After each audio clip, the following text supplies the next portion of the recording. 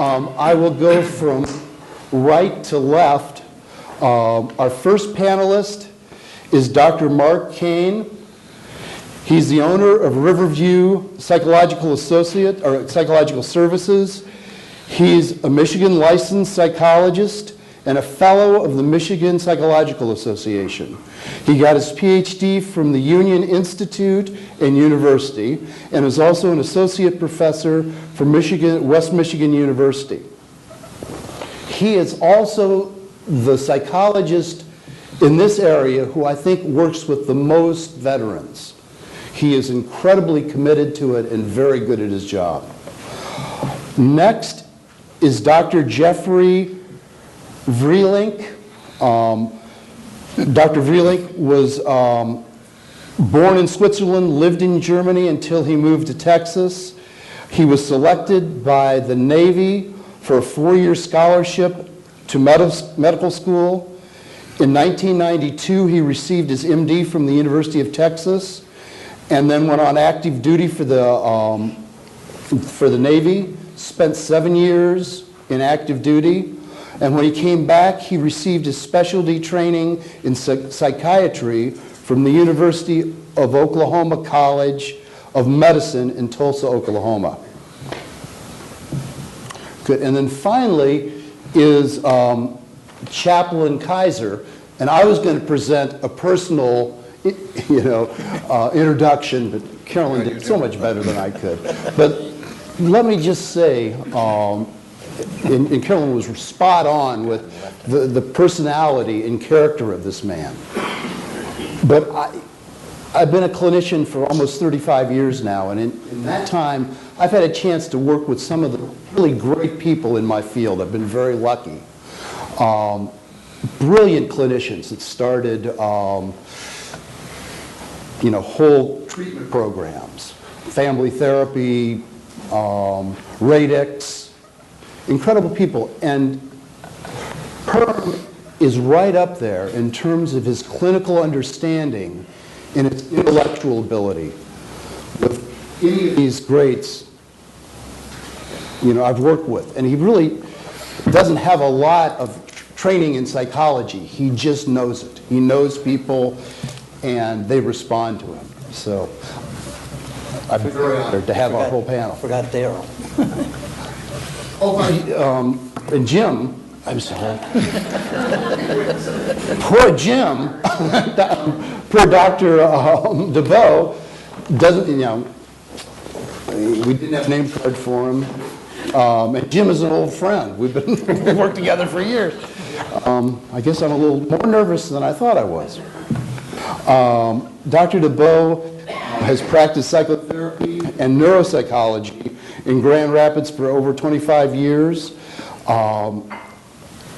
He is an adjunct professor of psychology at Calvin College and has great expertise not only in psychotherapy, but also in neuropsychology, doing assessments for different kinds of neurological disorders, including TBIs. So Jim, I apologize, but I'm looking forward to hearing what you have to say. So we'll start with Mark, and again, just a 10-minute presentation on your specialty and the kinds of hidden wounds you're likely to see and work with.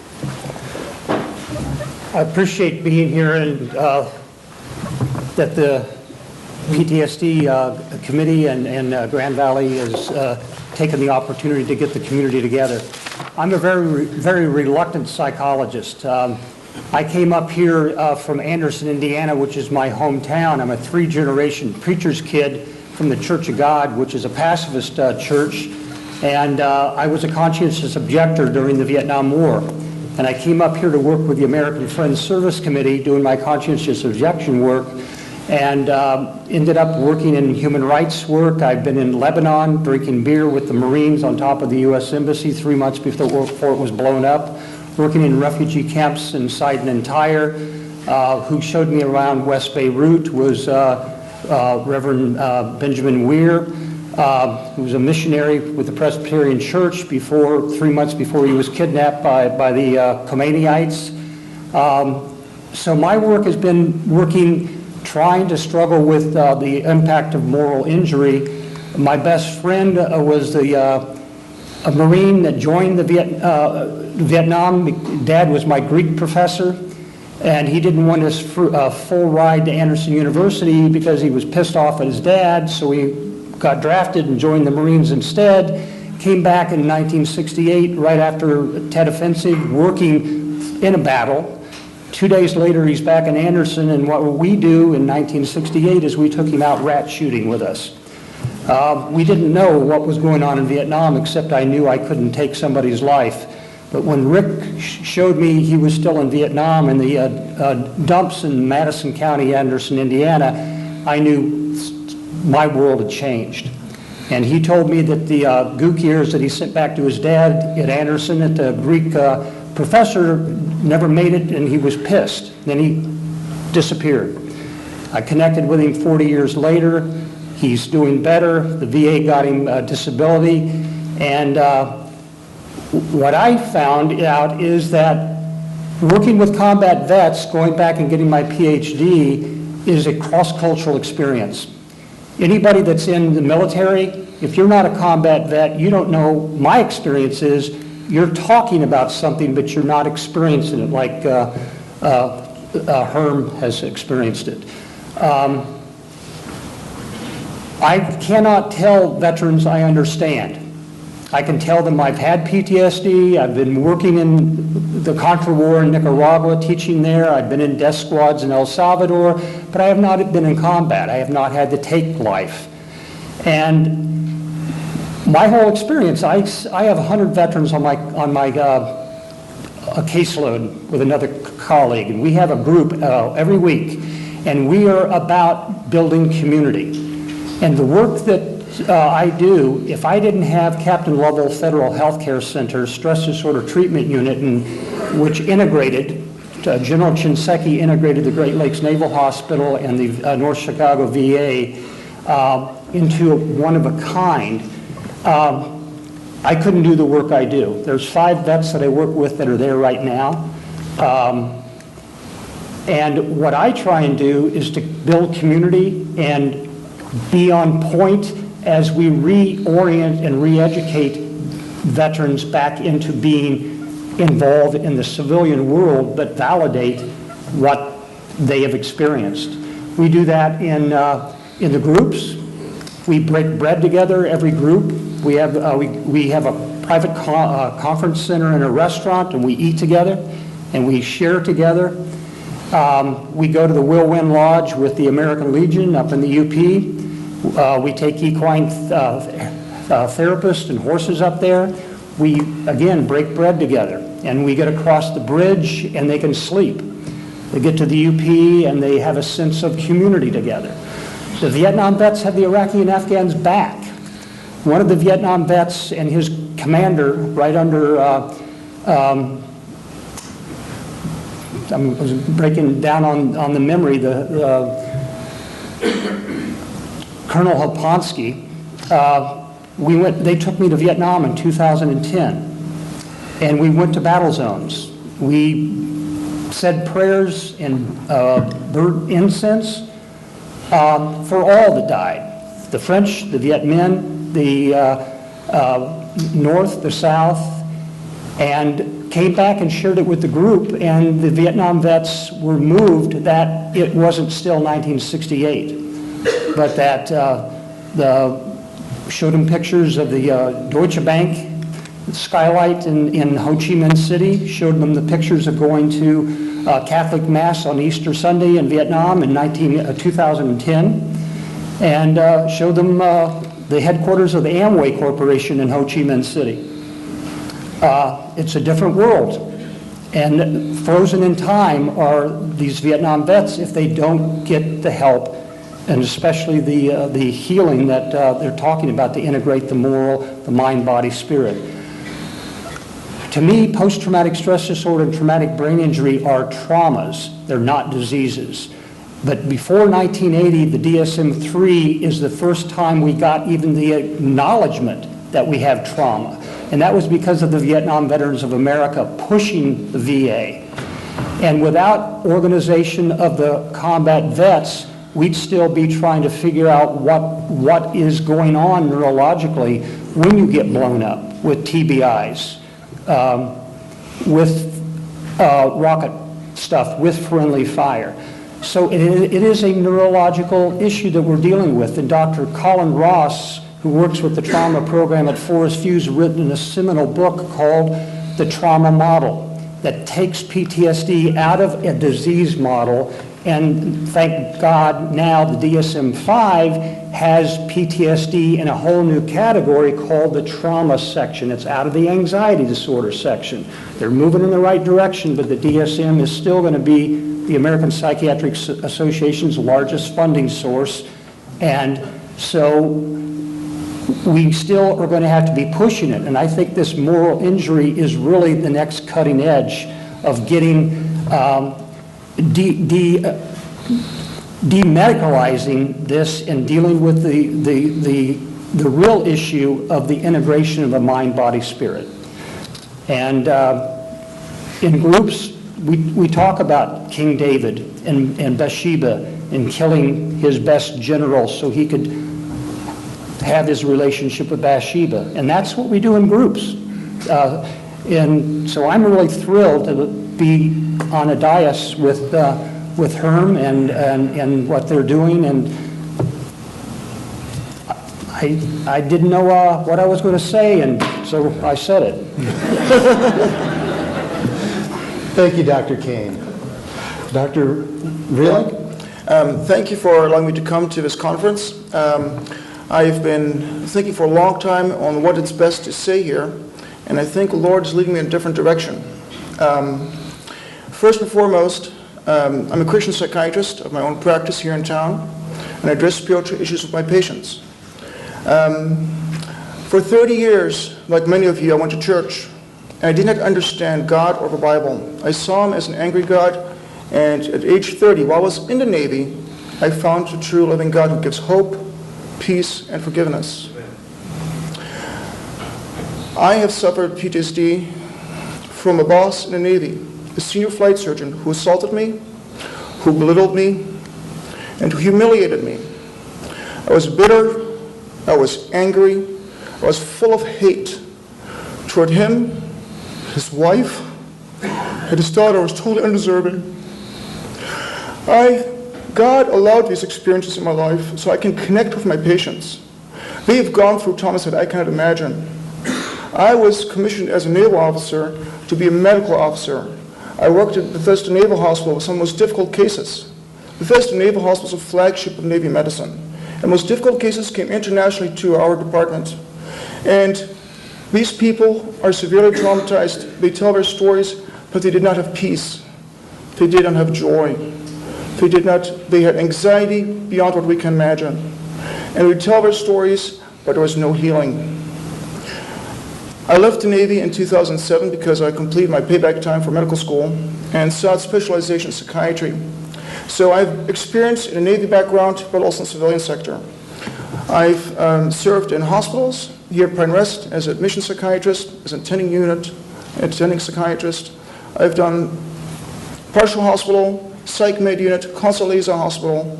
I've worked in community health in Oklahoma. I've gone internationally to Wellington, New Zealand. I worked with refugees from the United Nations, people who were traumatized by civil strife, people who left their own countries in order to come to New Zealand because they want to have a better quality of life. A lot of them were Muslims who were being assaulted by their own countrymen, the Taliban. They were traumatized, and the grief that they suffered was something that really can affect you even as a therapist or as a counselor. So how can we give these people hope? The hope that I think we need is in having a correct vision of who Jesus Christ is. Okay? He has changed my life.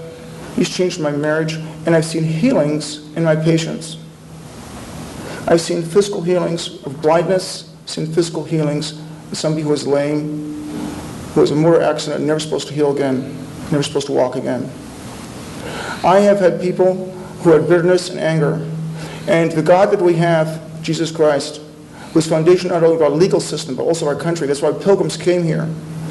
This God offers peace, hope, and joy. Joy is not the presence of trials. Joy is the presence of a loving God through the trials, who gives you reconciliation to him. As we heard King David, he was a warrior king. He experienced combat against the Philistines. He murdered his best general's, Bathsheba's husband, okay? And he had guilt on his conscience. And as a consequence, if you read through the Psalms, it talks very specifically that he suffered anxiety, he suffered depression. And when he confessed that to God who had the power and the ability to forgive him, that's when healing came to his soul and was able to have his joy restored. And that's the hope that we can give. There are certain people here in the audience who have invited. And I want you to know that there's a combat trauma healing manual. It says Christ-centered solutions to combat trauma. Okay? And it's an option for us as therapists to utilize. Because since becoming psychiatrist in 2002, I've looked at these different levels of care, and there's one piece that's critically missing. We are very good at treating the physical realm and the psychological realm, but we totally miss the spiritual realm. We ignore it, and we don't deal with it. And we have people who are over-medicated because they're treating anxiety and depression when what they need is a spiritual healing. They need restoration in their walk with the Lord. And this combat manual was just made available to me this past week. Fortuitously, I was inviting Paul Tomerling from Set Free Ministries, and I told him about this conference, and he said, you know what, at Set Free Ministries, we're starting a ministry to combat veterans, and we're using this manual to bring healing to them.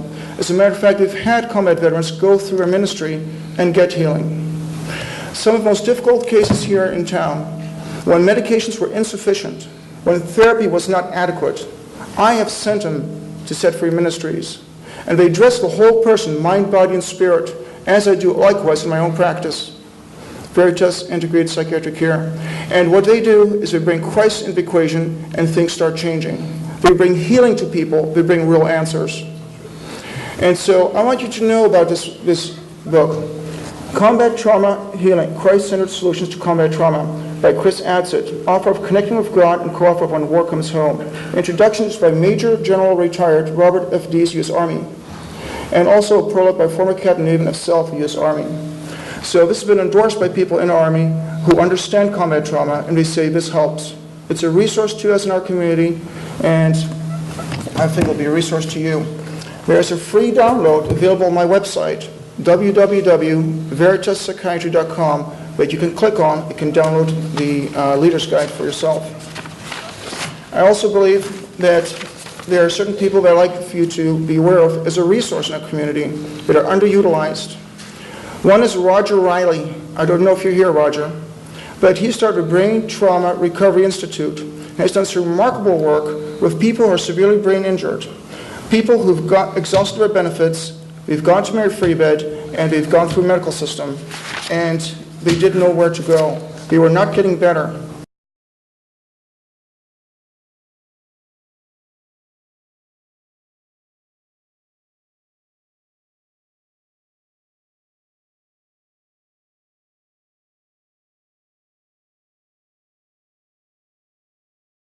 Roger Riley works with the concept of neuroplasticity and to retrain brains through specific exercises to develop alternate pathways to recover brain function and to improve our quality of life. There's also Set Free Ministries, as I mentioned. That has been a blessing to me, and I've referred patients to them. Dean Vandermeer is not able to be here, but Paul Tomerling is here from Set Free Ministries. Paul, if you would stand briefly. Set Free Ministries has done remarkable work working with severely traumatized patients, including veterans. And as I've told him, it was Paul Tomerling who provided this combat healing trauma manual. And he's starting this ministry here in town. So if you have a combat veteran, I recommend that you consider it as an option, as an alternative to regular counseling, if indicated. Chaplain Gail Craig with Spiritual Care Consultants in Hastings is another great resource to address spiritual issues in clinical practice.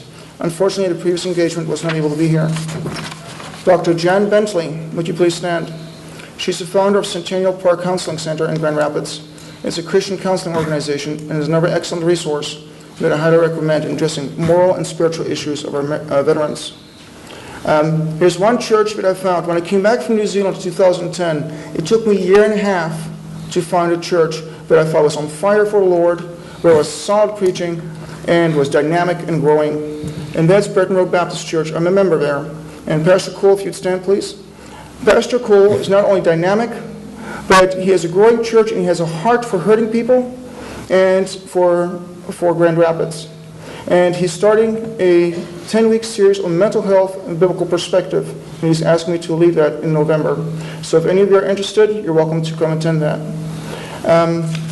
So looking at when veterans come home, we have to address the whole person, mind, body, and spirit.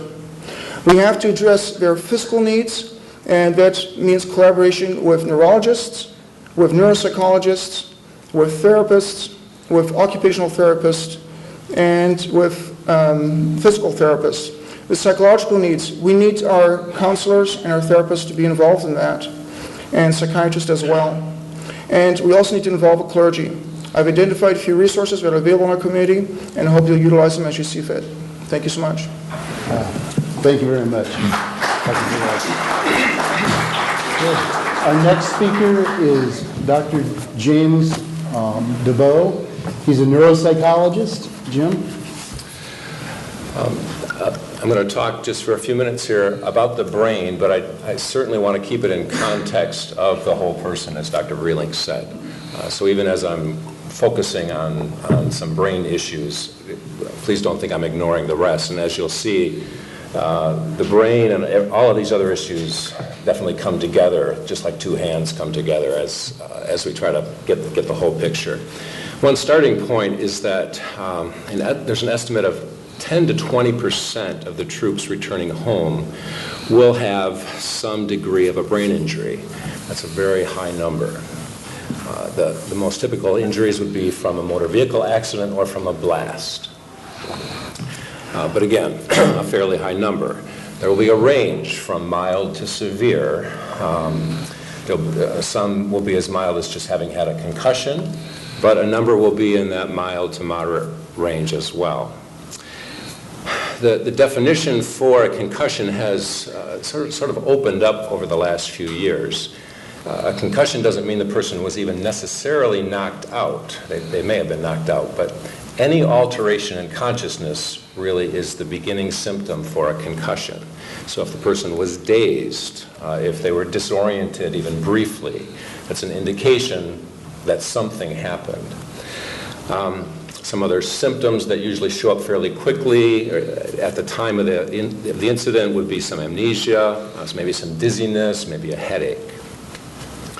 Usually, the symptoms resolve. The good news here is that for someone who's had a head injury at the milder end of the spectrum, there's fairly good resolution. That's what the doctors say, at least. 3 months, 6 months, most of the symptoms are getting better. Fairly often, though, up to a year, symptoms are still sort of hanging on. About 15% of the time, symptoms last even beyond that, and then we start to look at maybe other reasons that are underlying the symptoms. But again, the good news is the symptoms resolve. The bad news is that the person is going through a very rough time while they wait for that resolution.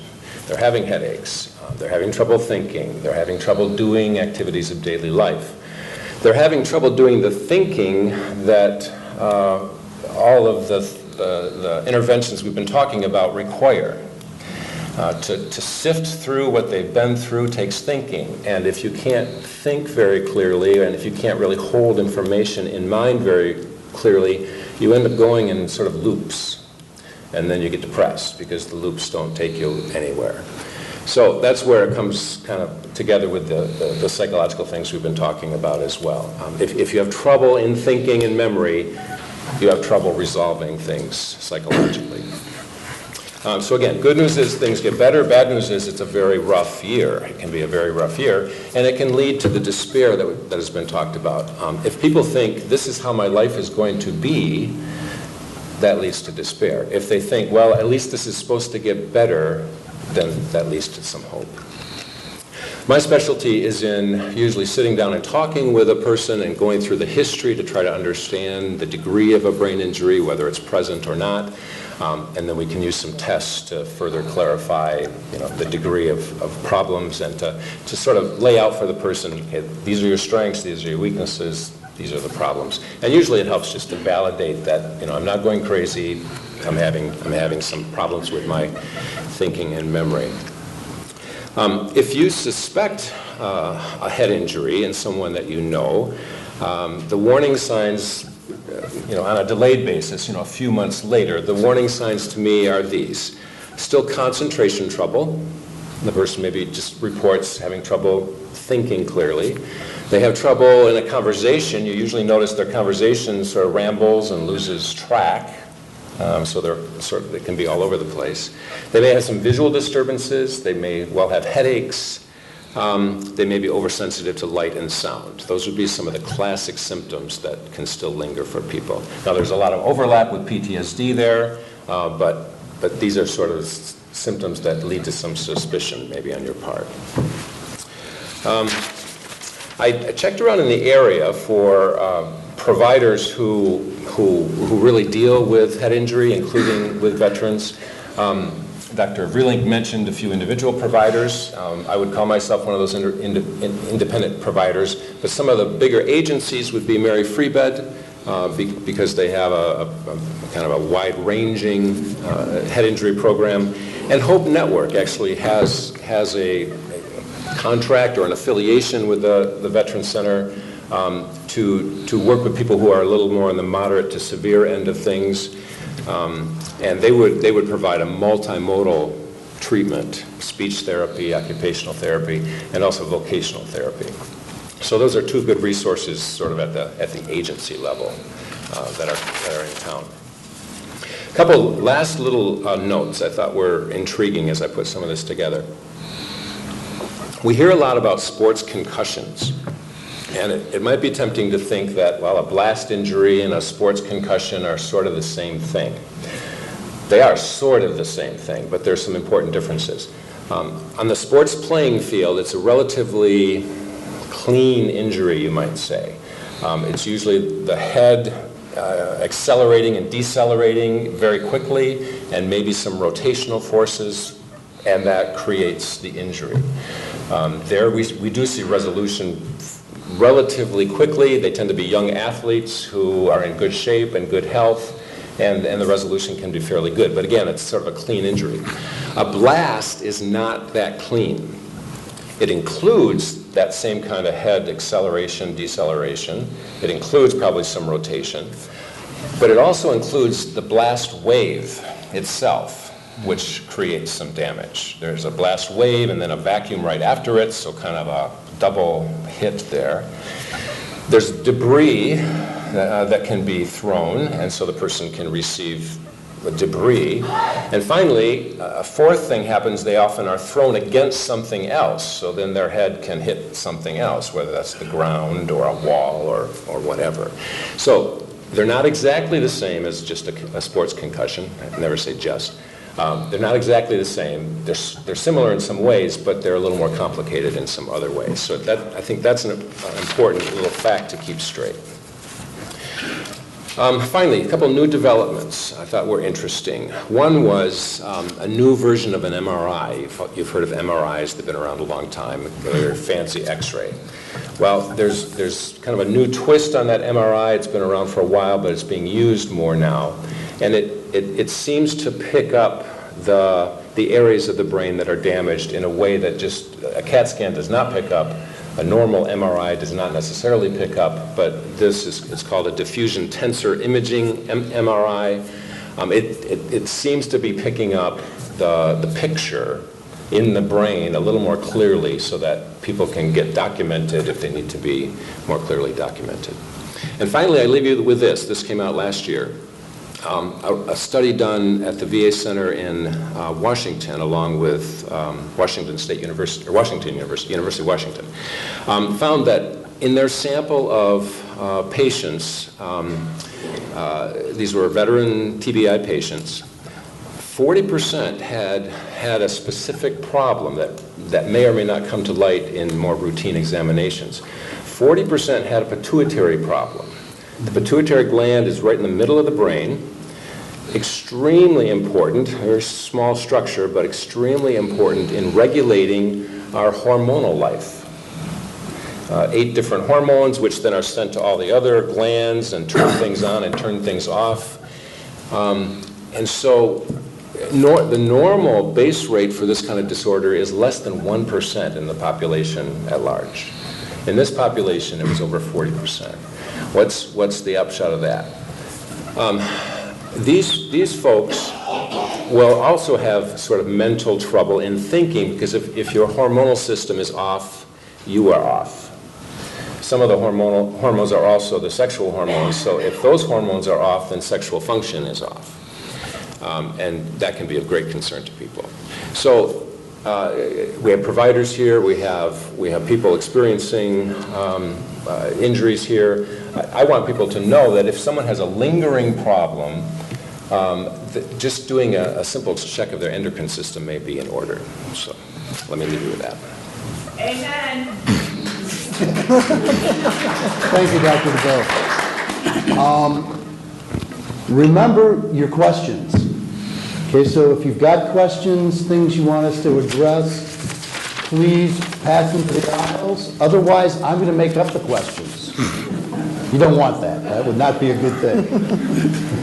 Great. And Chaplain Keizer?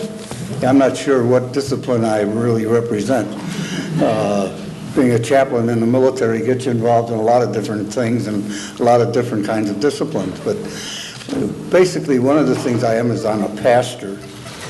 And one of the things that I feel very deeply about the pastoral relationship is a tremendous gift that congregants give to me by entrusting me with their story.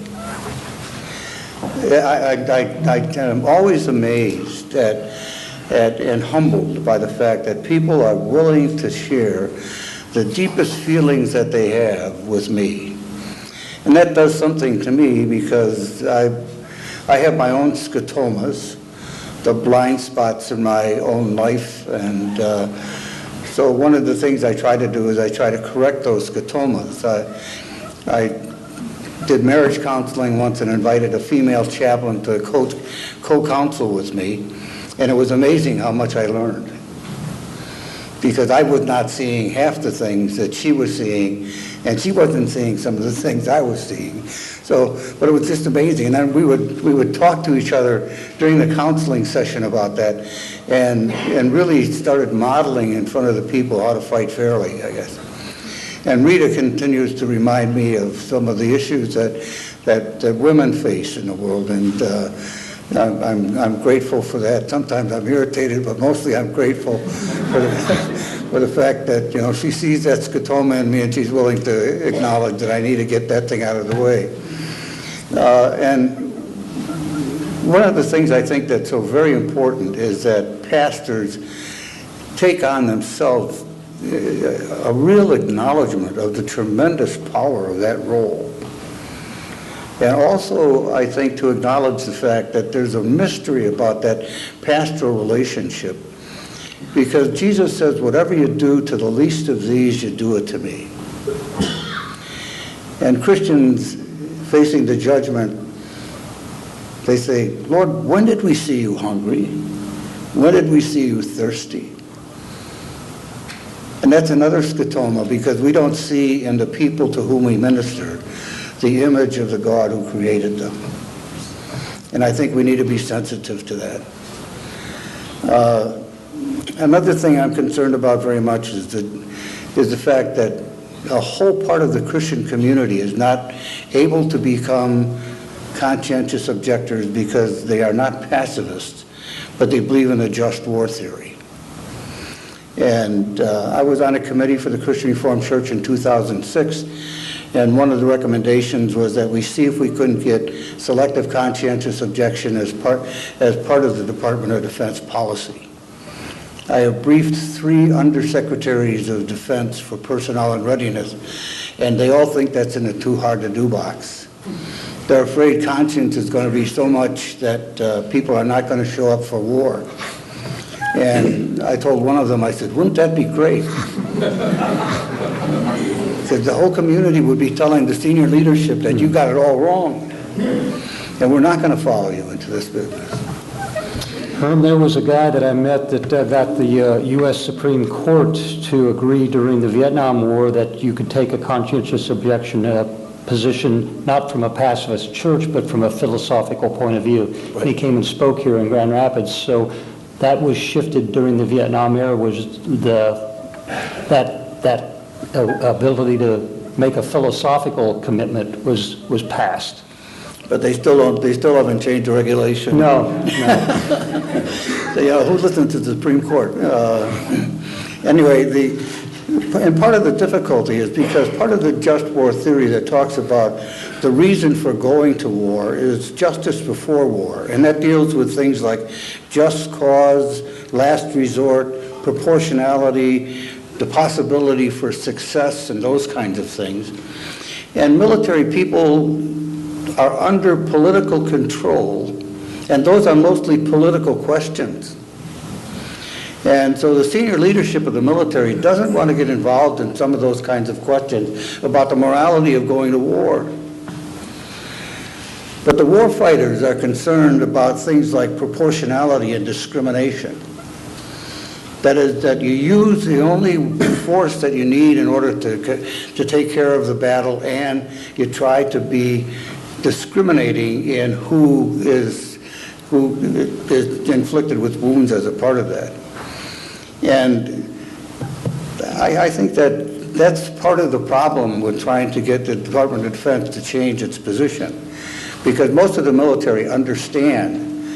Because I almost had the regulation changed when I worked for the Department of Defense, and all the combat guys agreed with me, but I couldn't get the civilians to agree with me. And I couldn't get the lawyers especially to agree with me.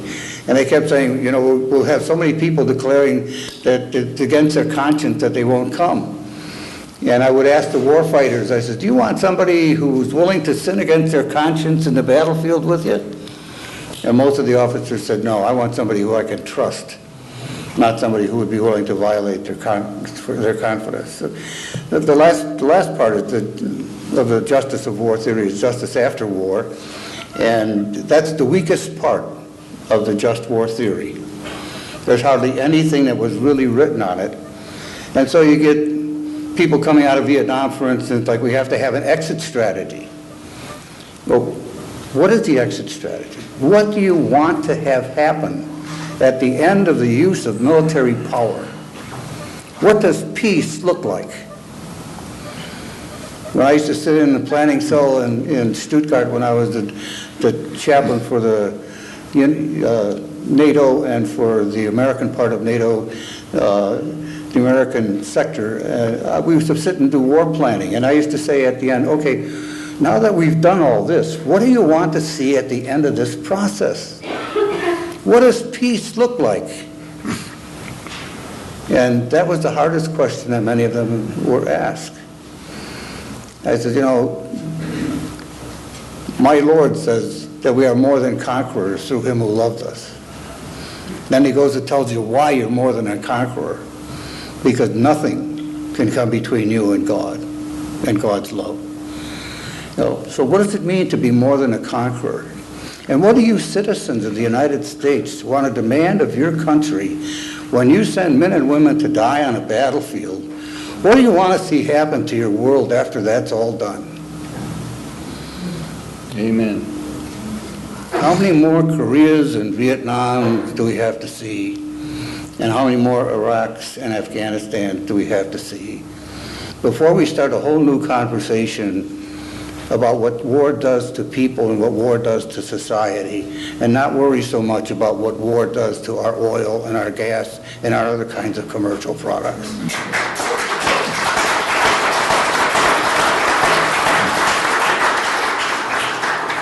And what I read in my prayers is that what we're doing will somehow start a new conversation. A conversation that will look at what are the injuries that are caused by fighting and by war, And is it really worth it? And I hope you'll join that conversation.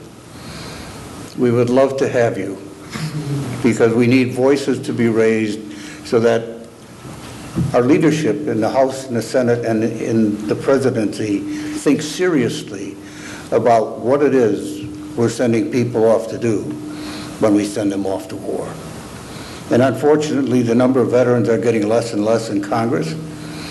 And so there's less and less people who really understand what the hell it's like to be out there. Thank you, Herm. Very, very well said.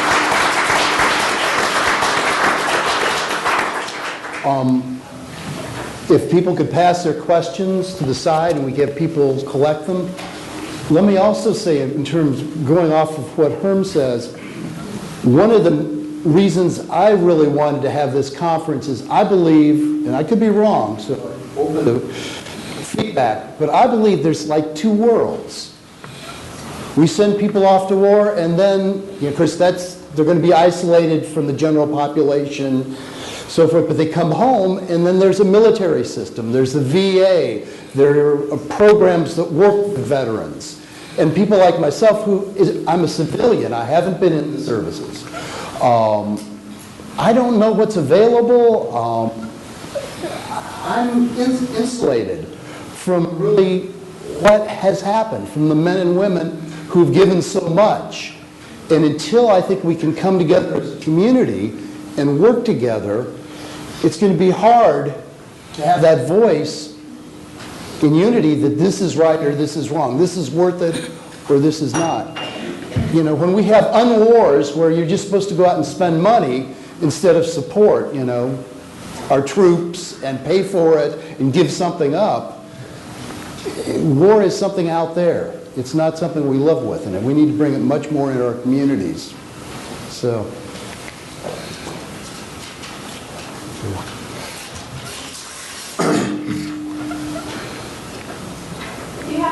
Oh my gosh, look at this. Great.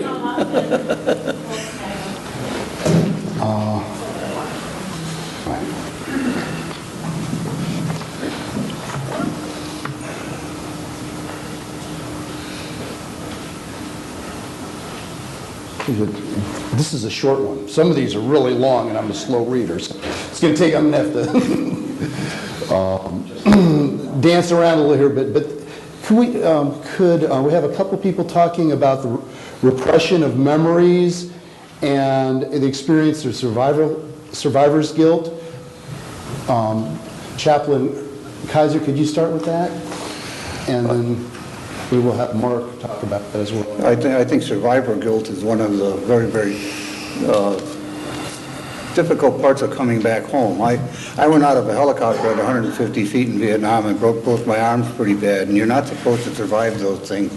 So I was really guilty when I would think that some soldier just lighting up a cigarette at night and breaking night discipline would get a bullet right through the brain, and I go out of a helicopter at 150 feet and I survived. And then I was conceited enough to think that I was a pretty good chaplain. Maybe some of the other guys should have got hurt, not me. But survivor guilt, I think, is one of the real difficult things to come back home and live with, that you made it and somebody else did not. Good. Dr. Kane? What I've learned from the vets that have taught me is that a lot of the battles that are fought by their battle buddy and for the battle buddy next to them. They're not thinking about where the communist hordes are going to take over Southeast Asia and end up fighting them in San Francisco. They were talking about saving the guy next to him because they're going to save you. And if he didn't make it and you did, that's a heavy burden. Or if friendly fire, one of the Vietnam vets that was struggling with loss of friendly fire, we went to the Vietnam Wall electronically and found out that there's over 7,000 names on the Vietnam Wall that were killed by friendly fire. And that's pretty heavy-duty survivor guilt. And I don't know if Westmoreland's worried about it, but some of the vets in the groups are, and that's part of the process of grace and working on the moral healing. May I add something? About repressed memories. It's my personal belief that God wired our brains in a way to block out memories we cannot handle. There are patients who have been traumatized by rape or be it a war injury, and they cannot handle that emotion. And often by bringing it up and delving for it, we re-traumatize them without giving them adequate hope. Hope comes from forgiveness, not only of ourselves but also our abuser. If people are stuck in the past because they are abused or they have a lack of forgiveness in their hearts. I went through that in Japan, as I mentioned before. And it's only by forgiving my abuser that I got true healing. And so I think the blocked memories is protective. And I think if you're going to take the risk of going into that area, you have to be very careful to also give them the hope. Because if you cannot offer hope, medications by themselves are insufficient.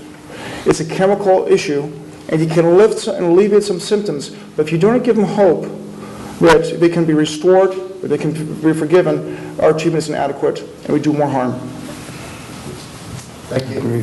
The next question is for you all, so you can just kind of chime in. Do you think a female military social worker can be as effective in a leadership role in group psychotherapy with vets as males? I'm assuming partially because most of your patients would be male. I have a master's level limited licensed psychologist that's working in my office, and she didn't have any idea she wanted to work with veterans. She had a contract with Child PS, and she was working with trauma with civilians, and I was overwhelmed. And after 3 years in intense co-supervision, she's doing amazingly powerful work, and she's doing it like I talked about, coming from the humble point of view of being willing to learn from the veterans and the veteran spouses, and now she's being asked to organize a spousal group, and she was down here last night. So I think it's knowing working within our limitations and within our understanding of what we can and cannot do. If I may add something, I think Dr. Keizer, or Herm Keizer, brought up a point that was made earlier, that women are come into the military and they come in a different culture, and so experience a lot of things that we as men can adapt to very easily. And so I think when we look at the way we're wired, women are very capable of counseling other women, and that's biblical. It says that the older women should counsel younger women, and the older men should counsel younger men. I think it's protective. There are things that women can experience and that they see that we as men cannot relate to very easily. So I think a woman who's gone through combat and who has had this experience would be very capable of counseling other women who've gone through similar experiences, because they have hormonal things, they have all kinds of experiences and insights that we as men would not be able to relate to easily.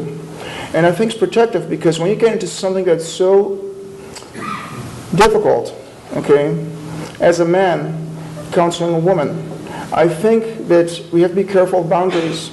And I think that it's just protective to have older women counsel younger women and men. Dr. DeBow, I've got a question for you. With the TBI 5 years after the injury, how does a clinician assess and address those difficulties, and what treatment is available? Sort of depends on the question that's involved, assuming it's the person themselves that has the question. One question is, what deficits do I still have? You know, is my memory still impacted? Are there other cognitive problems I still have that make sense as due to that injury? So understanding one's deficits. And then out of that understanding comes usually workarounds. At 5 years post, it's usually finding aids, finding a better calendar system, finding reminders, figuring out how to work around the deficits, frankly. You can do some remediation of deficits primarily, but it's a lot of just finding ways to adjust and work. And the good news is that the technology for these kinds of difficulties has really mushroomed, so that things like the smartphones, the iPhone, iPads, really there are tons of programs that can help you structure, remember things. So there's a lot of accommodations or workarounds that can really be very, very helpful if you find someone who's knowledgeable about the accommodations. Good, thank you. Question, I think, for the whole panel. What about spouses, children, and family? What is being done for them? You have not talked about their hell. They also suffer, which is something I very strongly believe. Ideas, and I know Chaplain Keizer, you've really been very involved in that. I think that's part of treating the whole person, and we have a tendency to neglect the families and don't provide enough resources to help them. But I know that it really has a cost on a lot of the families, because when the spouse comes back, it's a very different person.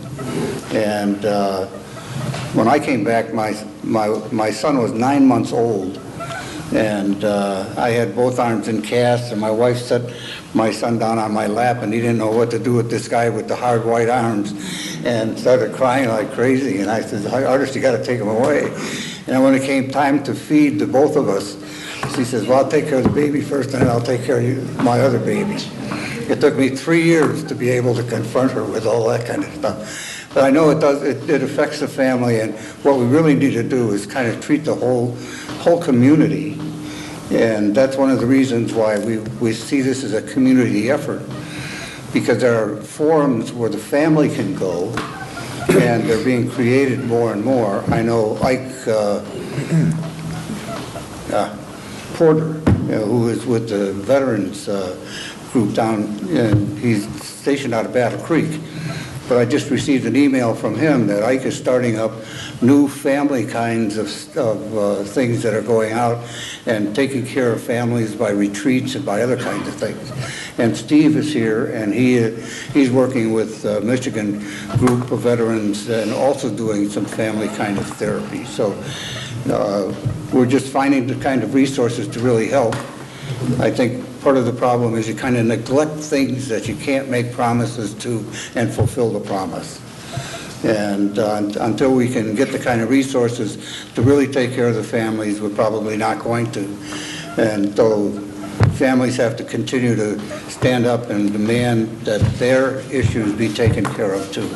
Because when a soldier goes to war, his family goes with him. One of the things that we do is case management. Most of it is not cognitive behavioral therapy. A lot of the stuff is crisis mode stuff, and you're not even in your frontal lobes. And so Lisa and I are working with families. She's treating 2 families, spouses and adolescent boys, while the 2 dads are in Afghanistan coming back. And now they're back, and they're still working together with families and with the kids. When we go to Will Win Lodge, we take the families, and the spouses are with the equine therapy or the PTSD dogs.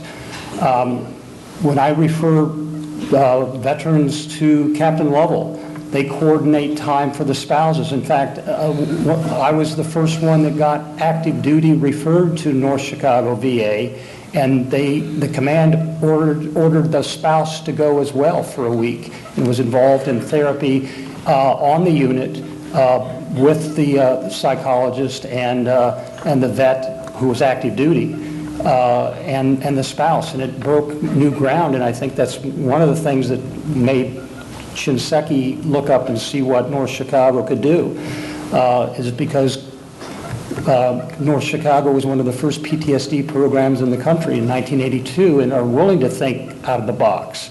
And North Chicago is the only place that I know of that active duty can go and have an inpatient pediatrics unit available to active duty children and small infants. And their emergency room has a section for taking your children into the emergency room. It's truly the 21st century initiative to integrate the DoD and the VA right across the lake. And I believe it's important for therapists in the community, even if we're not working with veterans, to understand these difficulties and understand the military culture, because I work a lot with children as well, and I'm likely to see a child in a family that's affected by these hidden wounds. And I need to understand dynamically what's going on and how to help the whole family, not just child affected. If I just focus on the child, they're probably not going to make a lot of progress, because there's a whole system of things going on. May I add a comment to it, please? Yes. There's a difference between active duty personnel and those serving National Guard. One is active duty personnel usually are on the base, and they have support within the community. They go to church together, they play ball together, they go to work together, and their families are connected. People who are on National Guard are often disconnected. They may be weekend warriors, but they're not as a tight unit, and they don't get quite the social support as those who are on active duty on base.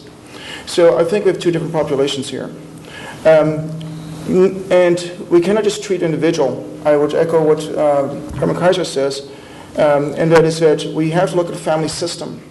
When the husband comes back from deployment, there has been a whole different dynamic in the family that's been going on. The mothers had to assume roles that were not naturally given to her because her husband took care of it while he was at home. All of a sudden, boom, he goes out, and she has now assumed the role of caretaker for children, partially provider because there's enough income. She has to do discipline issues. She has to take care of her finances. The husband comes back. He's traumatized, but he still has a male ego. He wants to take care of his role as a provider and protector of a family. He says, I took care of finances, and now you're doing it. And he feels devalued. And so now there's conflict between the husband and the wife that's totally independent of him coming back from a trauma. And so we have these family dynamics that also need to be addressed. And I think we cannot just treat one person and say, here's combat veteran, let's take care of him. We have to integrate him better. And I think the military has to do a better job of not just debriefing them when they come back and say, okay, what happened to you while you were there? Are there any symptoms to watch out for? And off you go. I think it's short-sighted. When I was in Japan, we had a jet crash, and that affected the family right there. And the community response was tremendous. The people in the medical community, but also on base, were able to respond and support that person. But when somebody comes back, and we're such a mobile society, they come back and now the family has to move. And we move so often. We also move bases. Every 3 to 4 years, people are moving, in the Navy at least. And so they lose that connection. And so the family is now pulled from this area to another area, put in a new school, put sometimes in a new country, in a new language, and they feel totally disconnected. There has to be a better way that can provide support not just to the warriors coming back, but also to family. And I really would like the military and our community to look at that and see what we can do to offer services for them. One last thing, there's a resource out there from the Purple Heart Foundation that was given to us, and it's a family story of combat and living with PTSD. It's written by a Vietnam vet and his spouse and how it's impacted the whole family. And every one of you, take one. It's free out there on the desk. One more question. We've got to keep it short because we've got about 3 minutes, but I think it's a good one to end on. The question is, how can we get the average citizen to take the whole concept of moral injury seriously? How can awareness be raised so that there really can be change? Herm, you want to start because I know you've thought about this. Well, I think that's one of the real goals of the Soul Repair Center. I mean, one of the things we really felt was there needed to be more research, and there had to be some real public education. And so we've been going around to seminaries and communities and trying to educate the community so that the community can find resources within itself to help. And I think one way to get citizens involved is for people to start talking about who they know and what they know about people who have been injured. One of the churches in this area has a good family group, And they told me last night that the family group had changed a lot, because when it started out, they were sending boxes to soldiers overseas, and now what they're really doing is taking care of the parents themselves, because the children have come back and have presented such challenges that they really need the support. And I think we need to keep telling stories like that so that people really begin to see that there's a need to take this seriously. Other comments, or? I called my old buddy, who's now the president of Anderson University and School of Theology, and am lobbying to get Herm down in Anderson School of Theology in Anderson, Indiana, where I graduated, and now taking Calvin College down to Anderson University. So hope that works out. Perfect. I want to thank our panel. Great answers. By the way, I've been doing different kinds of presentations for 30 years. I have never had this many good questions. I mean, we didn't scratch the surface of the questions you asked. I don't know, but the first thing I think about is that maybe on our website, we could take these, contact our experts, and then have the answers available on our website. We want you to continue to interact with us afterwards, and we want to use that site as a way of, again, producing this community response and communication across disciplines and across people. Time for lunch. You've been a great audience. Appreciate you being there.